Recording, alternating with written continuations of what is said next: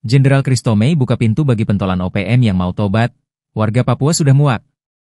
Kepala Pusat Penerangan, Kapuspen, TNI Maijen Christomey Sianturi menegaskan, masyarakat Papua sudah muak dengan kekerasan yang kerap dilakukan Organisasi Papua Merdeka, OPM. Hal ini yang kemudian kerap mendorong masyarakat untuk melaporkan keberadaan OPM kepada aparat TNI. Informasi keberadaan dan kedatangan OPM ke kampung itu pun berdasarkan informasi yang didapat dan dibantu oleh masyarakat yang sudah muak dengan kelakuan OPM yang selalu mengintimidasi. Bahkan membunuh masyarakat secara kejam, kata Christomey kepada Kompas.com, Selasa, 20 Mei 2025. Dalam kontak tembak yang dilakukan Satgas Sabema TNI di Kabupaten Puncak, Papua Tengah pada 14 Mei lalu pun, personel TNI memperoleh informasi keberadaan OPM dari masyarakat. Christomey memastikan bahwa seluruh korban tewas dalam baku tembak itu adalah anggota OPM, meskipun hal itu dibantah mereka. 18 korban kontak tembak yang terjadi pada tanggal 14 Mei 2025 seluruhnya adalah anggota OPM. Hal itu sudah dikonfirmasikan kepada masyarakat setempat, ujarnya.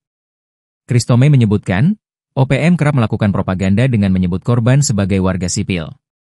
Strategi serupa, kata dia, juga pernah dilakukan ketika OPM membunuh tenaga pengajar dan kesehatan, lalu menyebut mereka sebagai anggota TNI.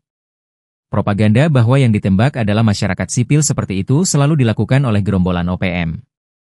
Sama halnya ketika OPM membunuh guru dan tenaga kesehatan yang memang masyarakat sipil biasa, namun dituduh sebagai anggota TNI, jelas Kapuspen.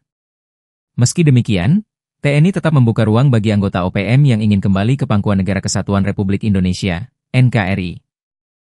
TNI tetap membuka dengan tangan terbuka apabila ada anggota OPM yang menyadari kekeliruannya dan ingin kembali menjadi warga negara yang baik dan sama-sama membangun Papua, seperti yang dilakukan beberapa anggota OPM lainnya beberapa hari yang lalu, pungkas dia.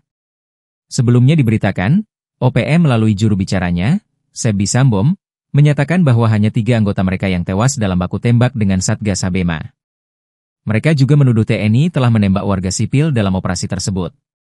Sebi mengatakan, 3 anggota OPM yang tewas adalah Gus Kogoya, Noto Pinuslawia, dan Kanis Kogoya.